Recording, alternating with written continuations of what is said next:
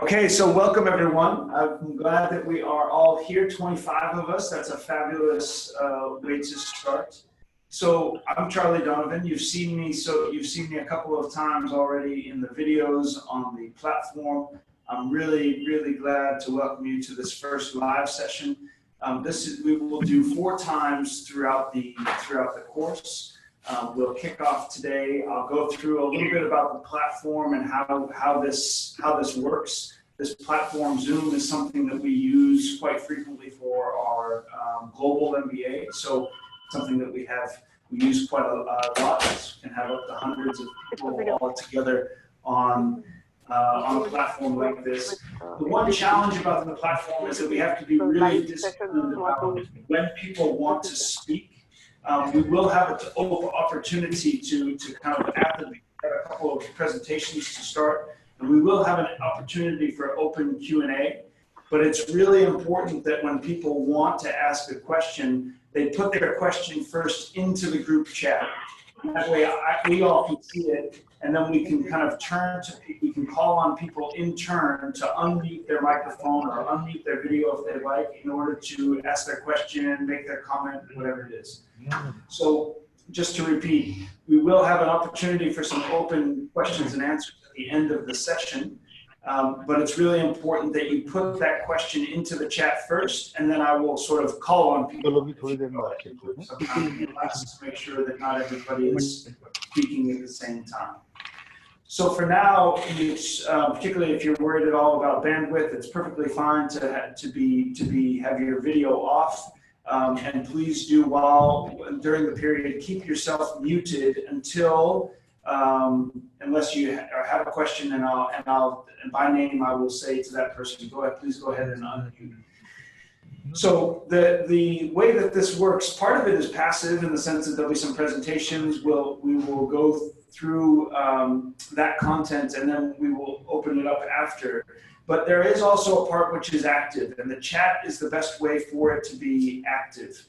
And because in that point, we will have a record of the chat each time, and so it really helps us to understand questions that came up. Even if we don't get a chance to address them in this live session, it's a really great way for us to see where people are at, what they're finding of value, and what they're understanding and what they're not. So I would say definitely in these live sessions, as much as possible, please do feel free to post questions, post comments in the chat, and we'll be either able to reflect on them now, or we'll be able to reflect on them after the session.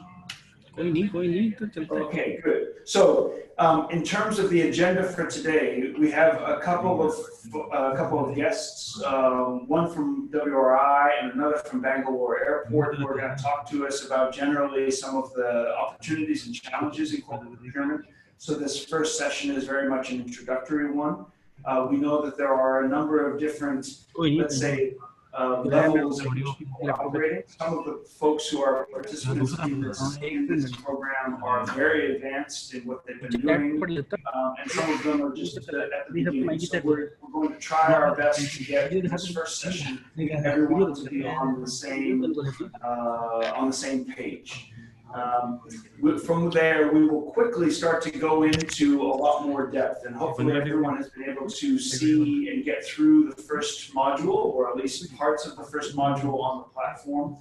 I just reiterate in what it says in the platform that a lot of this activity that this course is designed, it's really meant for you as executives working in the field, and a lot of that back of the material that's on the platform is in a lot of ways intended to help you with what will be this group assignment. And we see a lot of the real learning activity coming from both the group assignment and the interactions that you will have within your learning stream. So while we have 30 participants in total in the course, we have divided it out into 3 different groups. And as we go forward, those groups will find ways for you to be interacting and to be working together to consolidate and really advance some of the ideas that we're presenting throughout this course. So in summary, we will start fairly slowly, but we hope that definitely as the 4 weeks go on, we will gather pace. and we will find ways to increasingly move the action towards you and find ways that we can facilitate meetings amongst your learning stream. Okay, so that's in terms of the agenda today. We'll do 2 presentations. That'll take us about 30 minutes. They'll after each presentation, we will stop for just a few minutes and make sure if there have been any questions or clarifications that have been posed in the chat, that we address those before we move on to the next. And then we hopefully will have about 20 minutes towards the end for general questions and answers. Again, last thing for the people who have just joined, we want to have, if you point towards the bottom of the screen in your Zoom browser, you'll see that there's a number of icons there. The first one is a mute icon, so that one, I think everybody now is on mute, so we'd ask you to keep that on mute throughout unless we get to a point where you've got a question and we specifically ask you to unmute. You can also stop video if you're having any connectivity problems. The next one that's important to you will be the chat function, which it looks like just about everybody has found. And I think that's, for this session at least, as much functionality as we're going to use. So if there are not any questions and not any concerns, I see a couple of people saying they've not been able to get in and looking for the audio numbers, and maybe Amy, you could forward them the audio numbers that are on Zoom if they want to do it audio only. The last thing I'll say is you can always access these live sessions after the fact. So if for whatever reason you need to drop off early, for one reason throughout the course you're unable to attend, you're always able to watch the live session later. And that's one way, hopefully, we can build in the flexibility for your schedules. But I really appreciate, and I think it's fabulous, we have such a full group today. So we're off already to a great start. So with that, Amy, I'll hand it to you, and then we'll get started with a couple of overview presentations. I don't think I need to do anything. Everything seems to be working fine. I'll try and find the numbers. Everything's being recorded, and I think it's over to the guest speakers. No. Okay, so Deepak, would you like to, just want to make sure that you're able to get your slides up onto the screen, which hopefully will work seamlessly, but then we're happy to hand it to you for the first sort of 10 minutes here. Hi everyone, and thanks Dr. Donovan. So I've just shared the slide, so just wait for half a minute to just get a sense of if everyone is able to see it.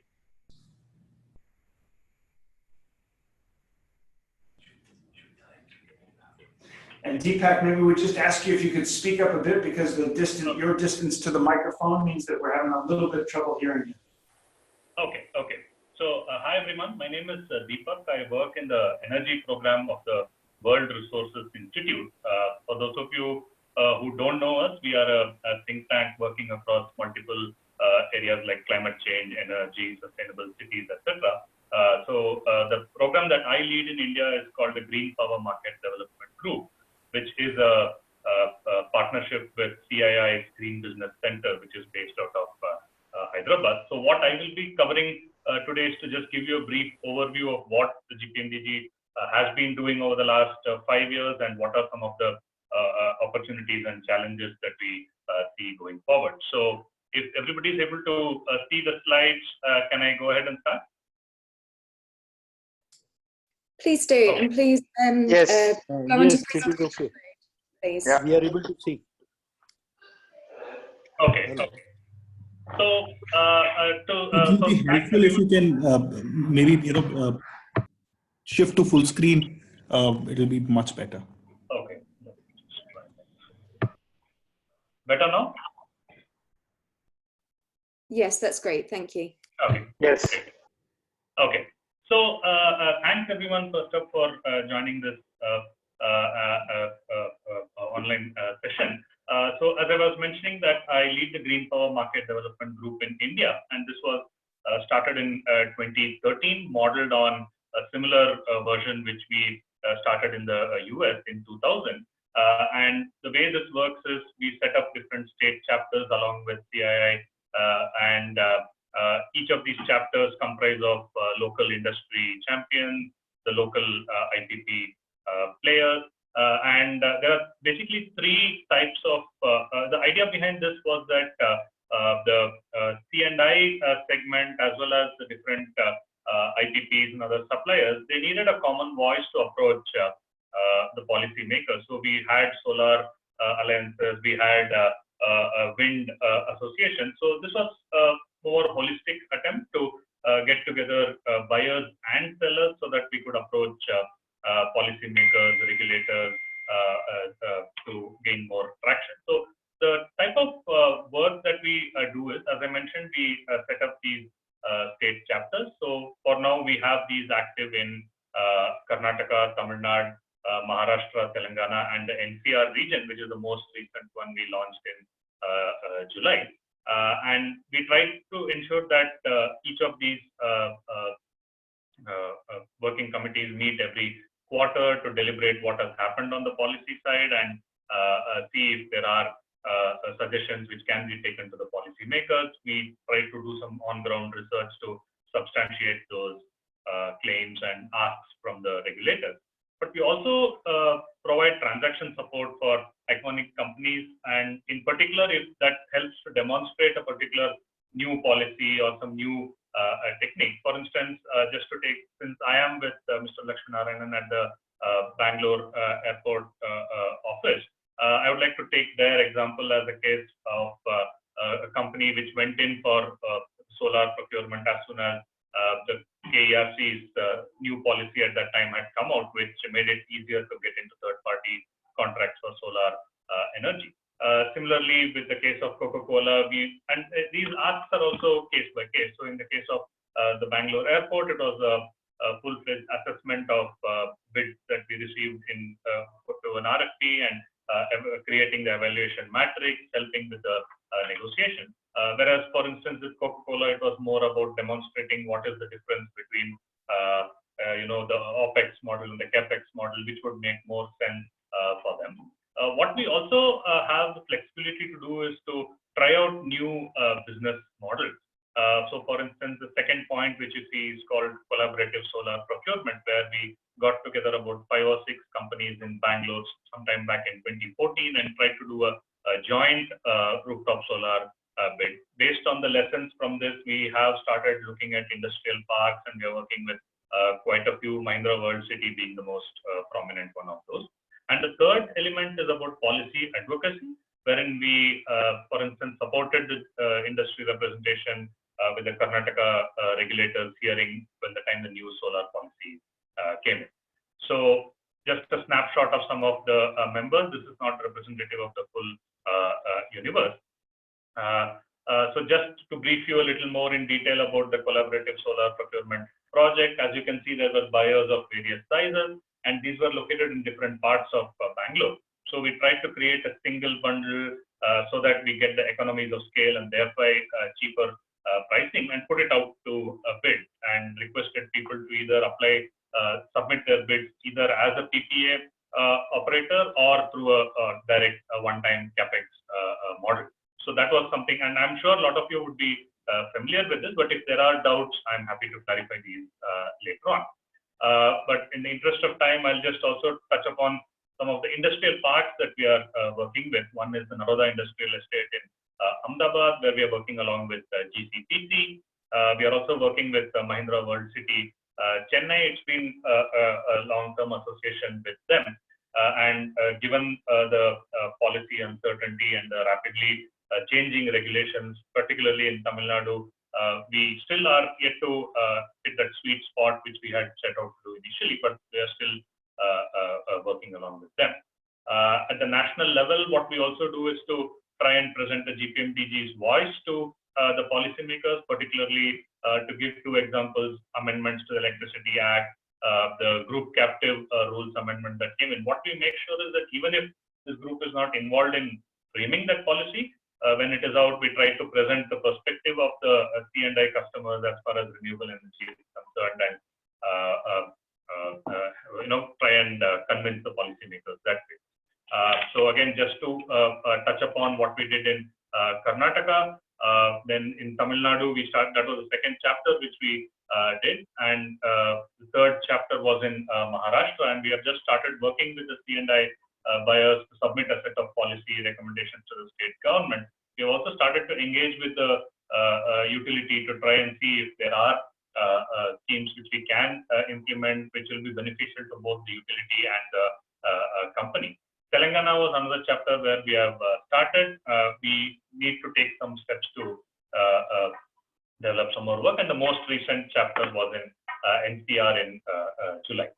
Now, what we have seen over the last 5 years that we have been working in this space is that open access to some extent has been the key to unlock private sector investments for achieving the 175 gigawatt target.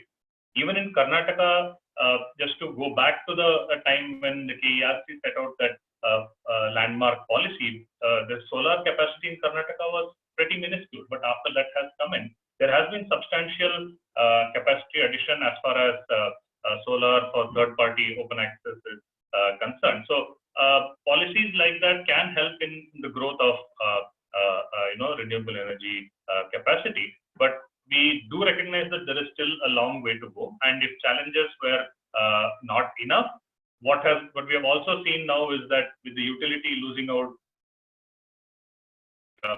because of these open access transactions, they have started asking for additional surcharges, and it's a snapshot of, and with one state picking up, every other state kind of seems to start following. And we are seeing that different states have different levels of charges, and this has to some extent dampened the market. What has also happened is that the group captive regulations, which we feel could have provided far more clarity, they have not yet been finalized, and the Act amendments are also something which we would have hoped would have come in sooner to see if there is a potential solution to both utilities and companies who are trying to procure renewable energy.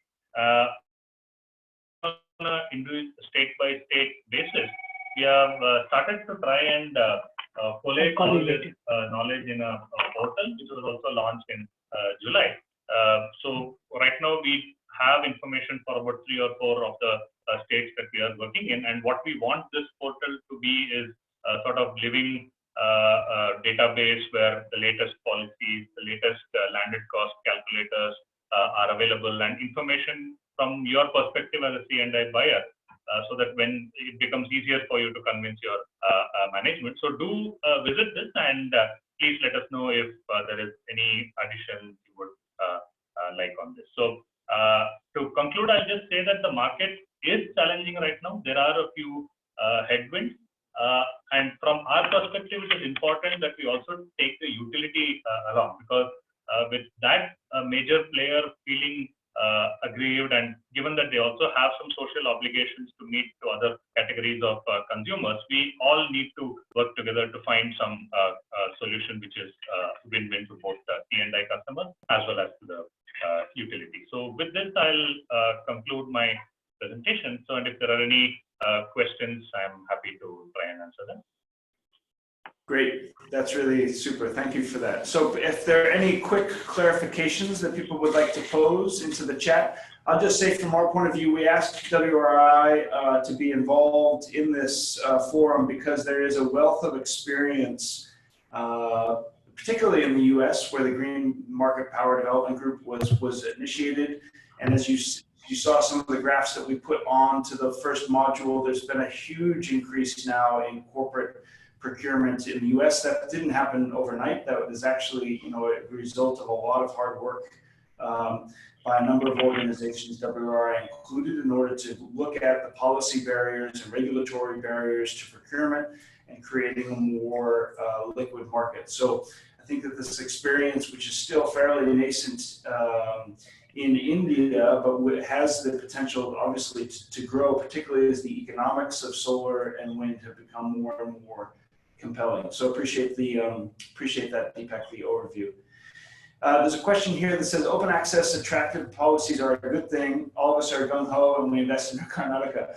What happens today when the regulator revisited the exemptions which were given for 10 years? Where does that leave the C&I customer? Deepak, would you like to address that? There's certainly a risk, as in any country, of some retroactive changes, or once the period of the agreement comes off, what that would potentially leave customers stranded. We actually have a very interesting case right now in the UK where solar customers at the residential level who locked into 25 years contracts are having a very difficult time exiting those contracts if they try to sell their home. So wonder if you have some perspectives on how some flexibility may need to be put in so that people can find a way to get back out of these, or to find that they don't in year 11 aren't faced with quite a big penalty. Sure. So as I think Ishan has asked this question about what happens in Karnataka. So your concerns are very valid, and if you have fallen in the category where the regulator has actually retrospectively imposed the charges on your plant, then there is definitely a contravention of the original policy which the regulator outlined. But to my understanding, this has been challenged in courts, and the order, the negative order has kind of been reversed. So that is my understanding. But to be also fair to the regulator, they had initially specified a 4 or 5 year window, and post that window for the next period, if they do want to change it, I think they are perfectly allowed to do that. It's only that they can't revisit contracts that have already been entered in the time period which they had specified originally.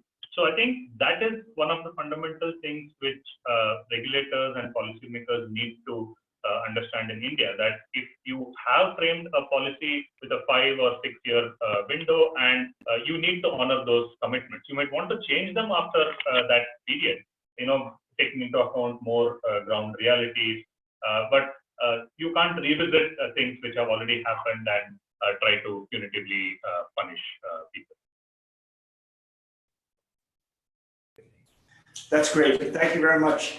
Shubha, would you like to unmute? And there's an interesting question you have here, particularly on policies developing in UP. Would you like to unmute and ask that question and invite? It looks like you'd like to invite a participant to comment directly on that.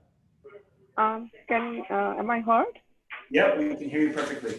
All right. So what we learned over the past year is that states obviously have been discouraging open access through surcharges because they don't want the paying customers, and that being the commercial customers, largely going away from the state discoms, which are already burdened under severe losses due to a lot of free or subsidized electricity gone to non-commercial customers. We have been told recently that Uttar Pradesh has come up with an interesting open access scheme that works for the DISCOM as well as the company. So I was wondering if Mr. Srivastava, who's here, can tell us a bit more about that.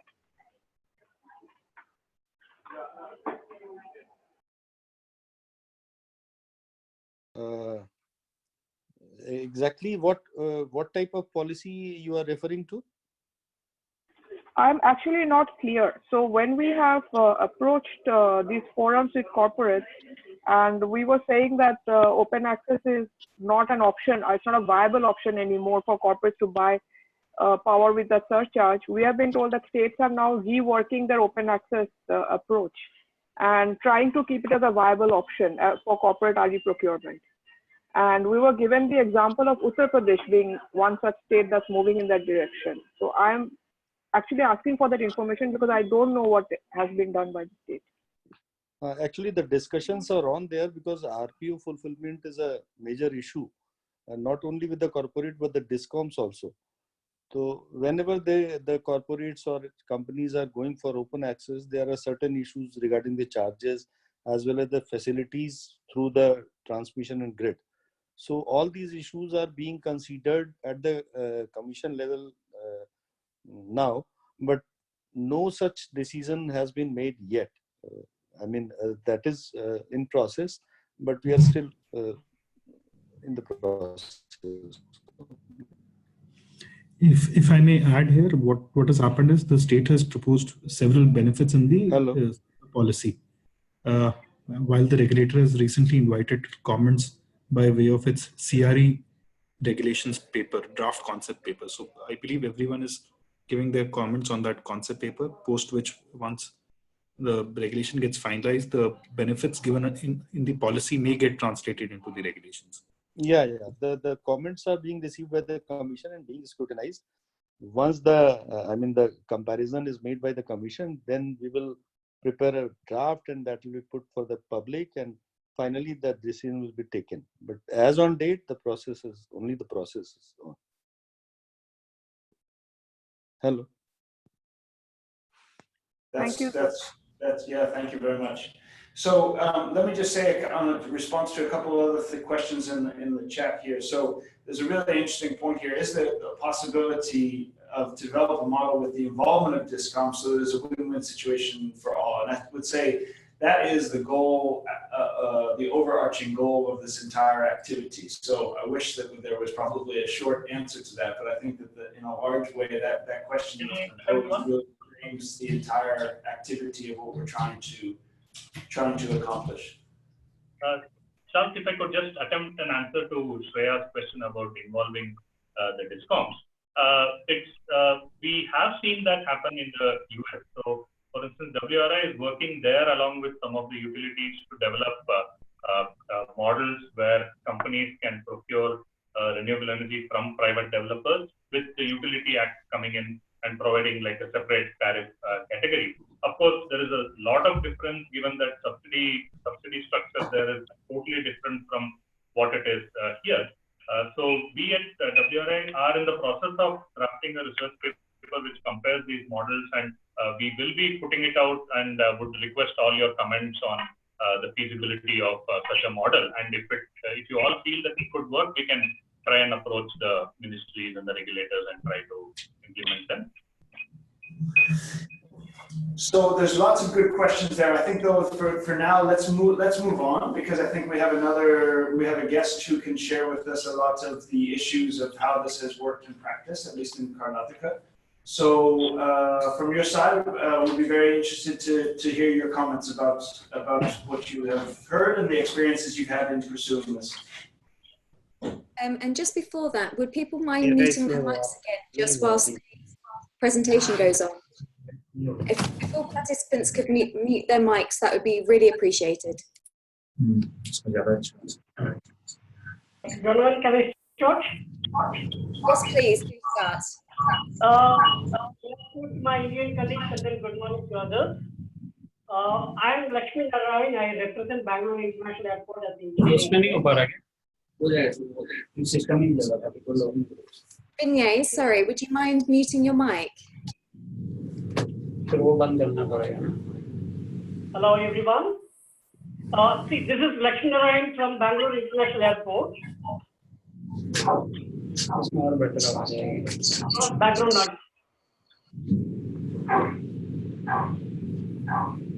Same model है क्या आपका? मेरा model इसी लग रहा है। HP है, ये भी तो HP है ना। आवाज इसमें सुनते हैं आपका video. Vinay, could you please mute your system? Yeah, it looks now better. Am I audible to everyone? Okay. Yes, audible. Yeah, I'm Lakshmi Narayan from Bangalore International Airport. I'll just, take you through about our renewable energy procurement and then how we ventured into this. Now, first of all, before going into this, let me talk a minute about Bangalore International Airport. Bangalore International Airport is a greenfield airport carved out from Airport Authority's collections. There is also private airport development at Bangalore Airport. So the airport started construction in 2005, and then we finished and then commenced our commercial operation in 2008. At that time, our traffic was something like 8 million. Over the period of last 10 years, the traffic has grown into fourfold. Today, in this year, we'll be ending up with a traffic of 32 million. And in the last 5 years, our growth is average of 20% every year. Now, why I mentioned this? Because airport requires a large quantity of power. My power requirement today is close to 75 million units per annum. So we looked at it. My operational expenditure for the engineering assets, including the utilities, the utility portion or the power portion constitutes around 55 to 60% of my operational expenditure. That necessitated us to look at what are the means we can conserve energy, optimize the cost of energy procurement, and as well as energy conservation within the system. While the energy conservation of using energy efficient equipment, conversion to LED, etc. happen, we seriously look at it how we can benefit out of the renewable energy power which is available. When we started the exercise, solar was not very attractive. At that time, the solar pricing was in excess of 9.5 rupees, 10 rupees, etc., which was way above the commercial tariff. Now, before going to this, why airport should look at renewable energy? Is it only for social responsibility, or is it to reduce our carbon footprint? Because airports have got a responsibility to reduce the carbon footprint globally. Why we cannot do anything related to the air traffic, at least on ground, the equipment what we are using, how we can change that system. And the third one is there an operational expenditure benefit for me? When we looked at it, all three were appealing to us. Okay, now it is done. The management had a directive, and then management has given us a sustainability goal that by 2020 we should become power neutral. This was the goal of BAL management to the engineering department. Now, keeping this goal, we looked at options. What kind of renewable energy we can look at it? We looked at options like wind, biomass, then some kind of any other source of energy is available. Wind in our area is rolled out, and wind, the only advantage if you are going to the open access market, unless otherwise you are a captive consumer, the benefits are not very good. Then we decided that solar could be the best option, and we substantiated our claim with a couple of studies which is done in the other airports.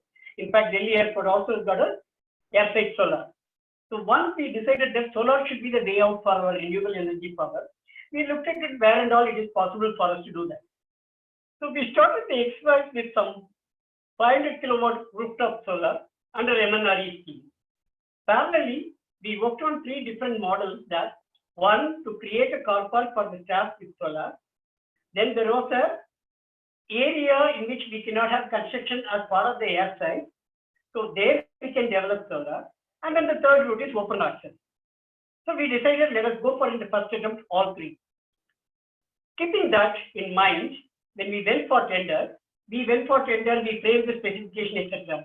But when the evaluation came, we thought that we need some kind of professional support, and that is where WRI pitched in. So WRI came with their expertise in this area, and we worked on the models, various models. I just want to say something here. We worked on OPEX model. People could have asked that some of the airports, airport authority airports, gone for EPC model or CapEx model. We thought our airport's prime focus is passenger and then passenger related service. To invest in an energy system, is it worth or not worth it, as we are going in a development spree? For everybody's information that this airport is going for new runway and the new terminal building, where our investment is going to be in excess of $1.5 to $2 billion. So while we have that commitment to the public to develop the airport for its operation purpose, we don't want to go into the capital expenditure route for the energy. So we decided that OPEX should be the ideal way for us, at least for the time being. So we went to the market with a 20-year open access contract or PPA model for all the work. The in-house consumption will be directly put into our internal grid without any exporting, and then the balance will be coming out of open access. So our initial tender was something like 3 megawatt on-site and then a 20 million unit open access off-site. So we identified the vendor. The work related to the internal in my airside as well as the car park development completed in time. The open access took longer time because the company who has taken the work, they got into legal hurdles of, acquiring land, getting that open access clearance, etc., and all these things. Having said all these things, meanwhile, we have gone for another 20 million unit open access to utilize the benefit of the 10-year period available in the Karnataka open access policy. So now we have contracted 40 million units through open access, and then in-house generation is 10 million units. So the energy footprint at Bangalore International Airport through renewable energy is 50 million units, or in other words, close to 70% of our internal consumption. When we did this, we do have our challenges on this. What kind of challenges? one thing is that since when we look at on-site and then close to the runway, there is an apprehension in our regulators, Directorate General of Civil Aviation in India, the pilot community, the air traffic control community, all had the apprehension that will it create glare to the landing pilot. So the first exercise what we did is, before getting into the project, we did a simulation study for 365 days based on our runway orientation, based on the critical location of my air traffic control tower, and based on sun movement, what could be the glare index in the runway for 365 days. Taking the data from NASA and other areas. Then we found that there is a small window of glare is possible.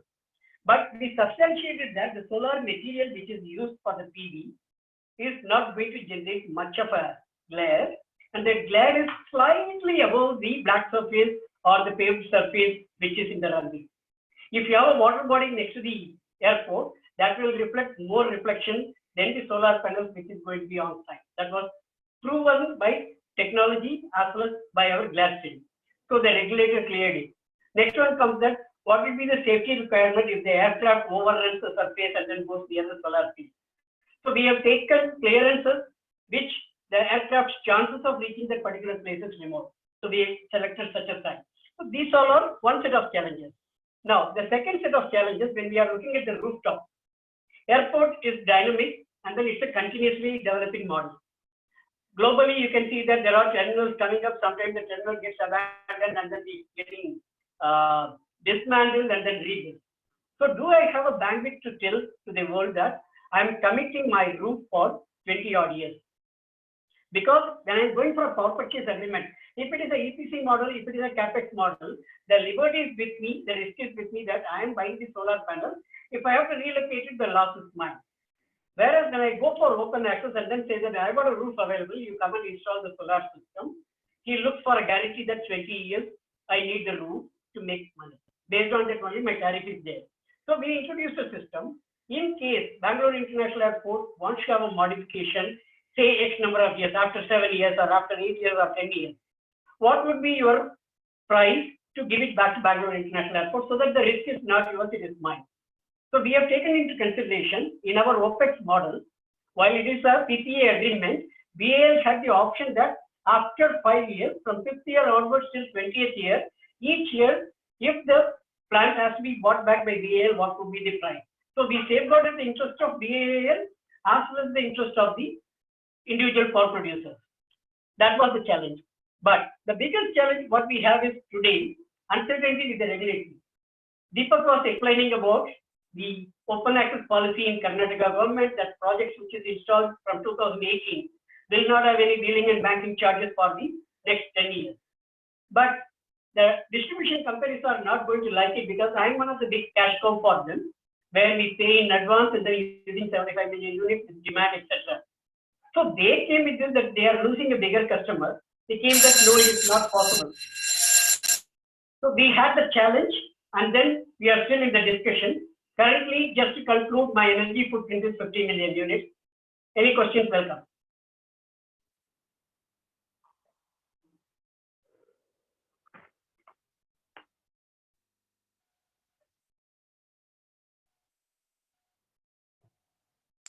I think Charlie might have needed to go offline for, I think there's a fire alarm. So if there's some comments coming through in the chat, or if there were a question that people wanted to ask directly, we can take a few from the floor. I mean, I thought that alarm was for me and then I stopped it.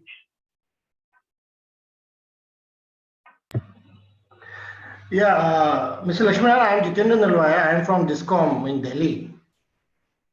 Hello, can you listen? Yep, we can hear you loud and clear. and clear. Yeah. So, my quick two questions are there. One is what are the methodology for the settlement when you are going for the net metering and open access simultaneously? I mean, at the same time you are a net meter connection for the DISCOM. At the same time you are in the open access. So there may be possibility that you will going to give some export energy to the DISCOM, and at the same time you have been procuring the power from somebody else. So are you in the same situation, or is there any regulation which is there in Karnataka? No, first thing is we are not using net metering in the airport because we are not exporting the power.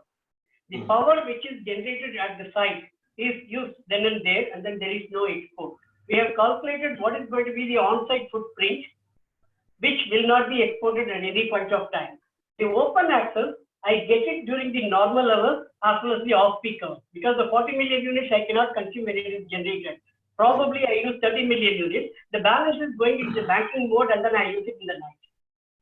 I think this WIR sir is there, and Mr. Sanjay sir is also there. Sir, can you give your thought on it? I mean, is there any possibility of having the same open access consumer with the net metering? To my mind, I don't see why not. To some extent, if every company will want to utilize their on-site potential first before getting into open access. So from that fundamental principles perspective, it is fine. But if, I'm keen to know if there are any challenges with other participants supporting. Yeah, I was just indicating out the accounting purpose. I mean, that's all. That is actually technically there is no issue. There should not be any issue. But as far as the billing is concerned, that will be an issue, because in open access there is altogether a different methodology, whereas for net metering there is a different methodology. So the billing and accounting will be an issue. But definitely in coming days, if some such examples come to the knowledge of the commission, the commissions may consider about that. But right now, this doesn't seem feasible. I mean, through the same meter, it's not feasible. Okay. There's I was going to say another question has come through on the chat that says all solar generation is in the day. How do you manage the timing? See, as I explained earlier, our total footprint of 15 million units is divided into three categories. One, on-site generation is close to 10 million units, and the off-site is 40 million units. My energy pattern throughout the day is like this. We have got something like, as you may aware, Karnataka has got 4 different timings.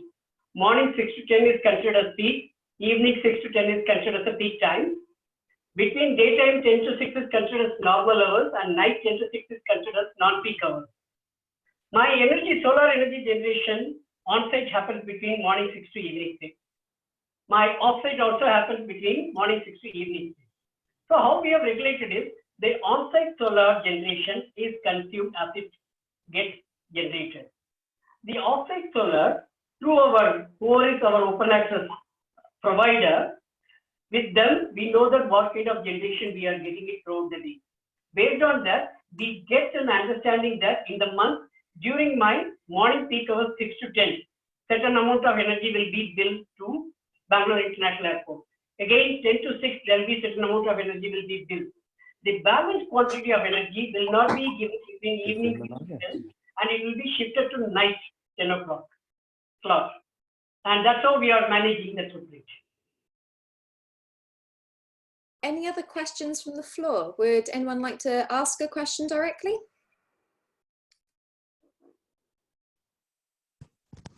So was it, hi, this is Raj from Shell. Was it a strategic decision for you to retain the 30% drawing from the grid in order to maintain the relationship with the DISCOM?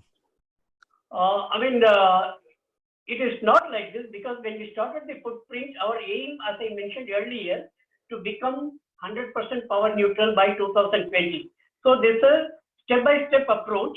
That is why the first phase when we started with 5 million units to 10 million units to 30 million units and then to 50 million units. So what we have is, I have already identified in our airport, there are land parcels available to me that where I can generate another 15 to 20 megawatts of power, which will give me approximately 30 million units. And also the initial idea is that before the Karnataka's open access policy of 2018 March deadline completes, let us try to get the maximum from the off-site, so that whatever I'm generating in the on-site later could be my benefit. That's the reason we went with 40 million units. Also with a precise questions earlier, right, that we don't want to go into the situation of net metering. If I'm exporting the units, what will happen to that kind of thing? As I mentioned that we are going for additional developments of our terminal to runway, etc., which need additional power. At that stage, we have identified there is a possibility within the airport I can generate further 30-40 million units. So we will be doing a stepped approach. But at some point of time, the regulator will have to say that all our energy is going to be renewable energy, and then we'll be using them as only a demand aggregator. Good. Thank you. Hi, this is Arun from Toyota. Hello, can you hear me? Yes, yes, sir, Yeah. I'm hearing. Yeah. Do you have any reverse power controller? As you told, like you are not going to export any of your generated units. I'm not Yeah. sure about your actual generation versus your dead demand. So, do you have any reverse power controller to ensure that none of the power gets offloaded to the grid, or how is it? I don't have a reverse power controller as such today because Okay. it is as a calculated or an educated risk of I know what power I need throughout the day because it is a more or less stabilized load as airport operation is there. So my daytime generation has got no chance of exporting to the grid because out of 75 million units, daytime I am using close to 22 or 25 million units. My on-site generation is only 10 million units. Okay, got it. So your demand is more compared to your on-site generation. Absolutely. Okay, thank you.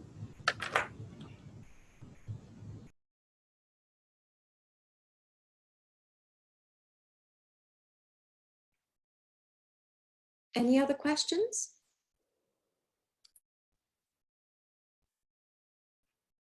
This is Akhilesh, and my question is regarding land use terms in the lease agreement.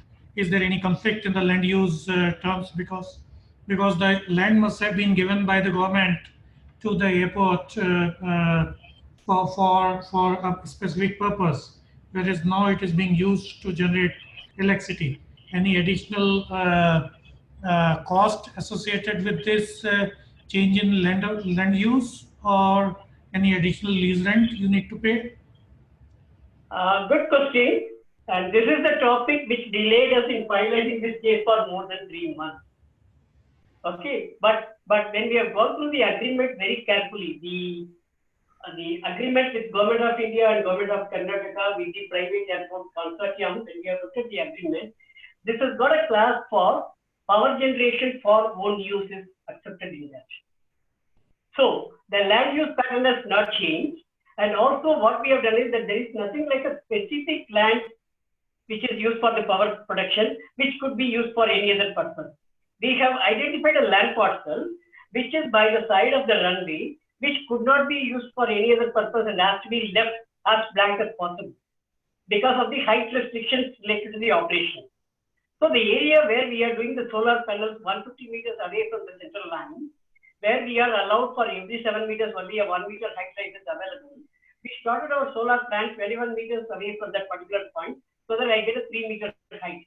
And that land, because of the height restriction, cannot be used for any other purpose as a land use plan. So we have identified this, explained to the management, we went to the board, clarified this, and we went to our local development authority, we call it BIAFA, Bangalore International Airport Area Planning Authority. We went to them, got the clearance, and then started using it. For the roof, it is our own use. Whether the roof will be developed for future or not, if it is going to be used for future, then we can trans-install the solar panel. That idea was. Mr. Lakshminarayan, this is Vikas here. Yes, Vikas. Yeah, I have a very specific question. Basically, you mentioned about you also got into the open access procurement of renewable energy, solar energy. So just wanted to know, in your contract for the open access, did you acknowledge specifically about lenders who may have financed the project with the developers there? And what was the tenure of your contract with them? Our contract tenure is 20 years. 20 years? 20 years. Okay. And did you acknowledge the lenders portion into the project financing, as in the project was financed by lenders, and if there is Selected bidders. We say that that particular case will be discussed not in the tender stage. We put a clause in that if there is something like this, it will be discussed with the selected bidders afterwards. All right. Okay. As I see, I think the contract that you had is relatively longer in number of years. What we see in general is that open access contracts are generally lower in tenures, largely around 10 years, and there is somehow there is always a gap in terms of acknowledging lenders' debt in the project financing and taking care of the debt piece in case of any dispute around the offtake contracts. So this is where I think most of the industry we are observing there's some bit of gap.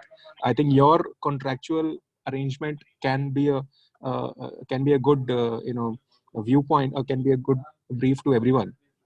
I mean, this particular point was definitely discussed by our team internally. So what we did is that we have kept a lock-in period. We have kept a lock-in period for the agreement for both the parties, unless there is a force majeure clause. And then beyond that, what will be the vacation clause for both the parties based on certain conditions and parameters. So that clauses are accepted by all the parties, and then the lenders also sensitize about it. And also, we took a calculated risk that even if the tariff is going to rise tomorrow, we take it to advantage of the not tariff. Okay.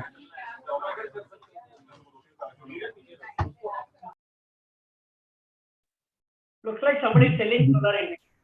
Vikas, could this also possibly addressed by having tariff structured in a manner that the debt gets repaid in 10 years? Definitely, but the kind of structuring which is happening and the tariffs we are seeing in the larger utility scale projects, restricting your debt payments within the 10-year in the current scheme of things, I don't know what kind of tariff it will throw up, and will it be actually incentivizing the off-takers or the counterparty that you want to have.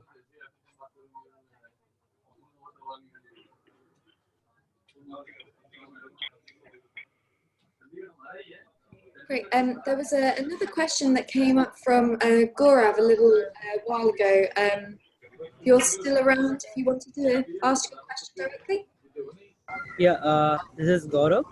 As Mr. Lakshminarayan has rightly mentioned that when such large consumers go out of the DISCOM's power, so absolutely the DISCOM may wonder, it will fall into that in difficult situation, because in several consumers are using the open access to switch frequently between the market and the DISCOM regulated tariffs. This behavior creates a greater volatility in the load, which is the DISCOM going to be procured in their planning, as per their planning, and leading to a standard generation capacity. As we understand, the many thermal generation capacity in India are standard, right?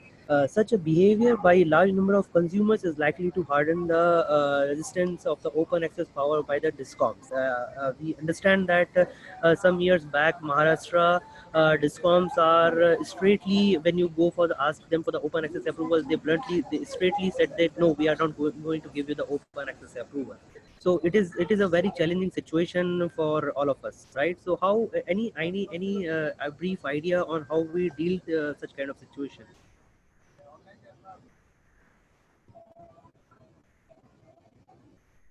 Okay, so this is Deepak here. So I think there is definitely problems which are caused by short-term open access consumers to DISCOMs, by their switching in and out on a very, very frequent basis is definitely there, and I think DISCOMs slowly tightening their hold on that. But from a long-term open access consumer perspective, where you know that this particular customer is locked into such contracts for say 10 or 20 years, it should feed into the planning process for the DISCOM. Because practically whether that is happening or not due to different situations is something beyond everybody's control. But in an ideal world which runs on pure business principles, once you know that your customer is locked into long-term open access contract, you should factor it into your planning and adjust your generation approach, right? But the problem which you mentioned about the constant switching on and off is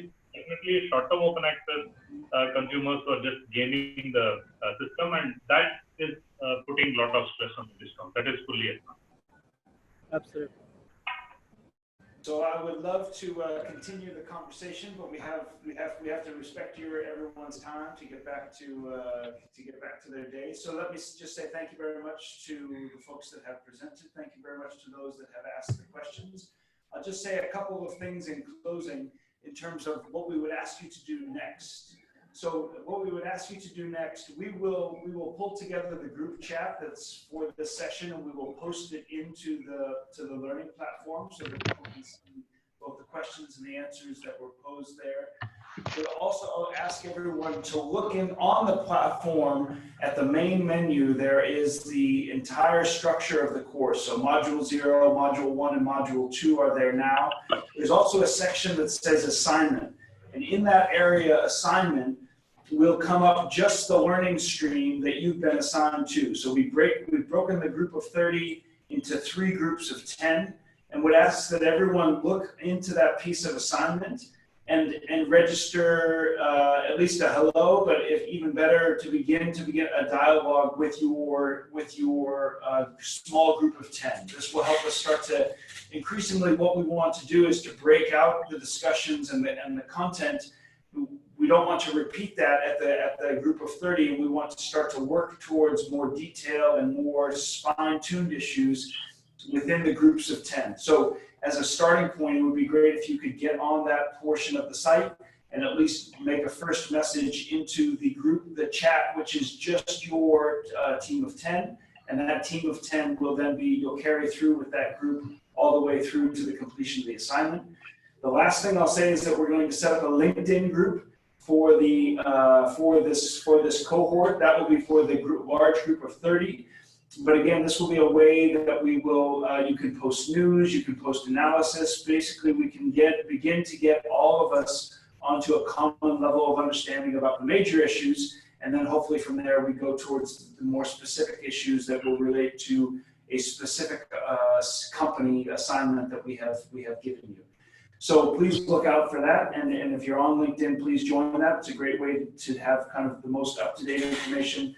Please do look on the site for your stream and make your first post there. And we will, Bruno and I will do a short podcast at the end of this week, just summarizing some of the issues that we heard and set us up for the module that's coming next week.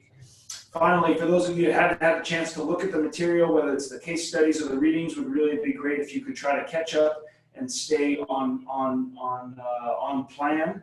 And with that, we'll let you get back to your day. Thanks again to our speakers, and we'll look forward to seeing you next week.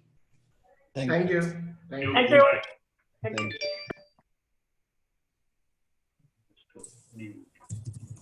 Thank you, everyone.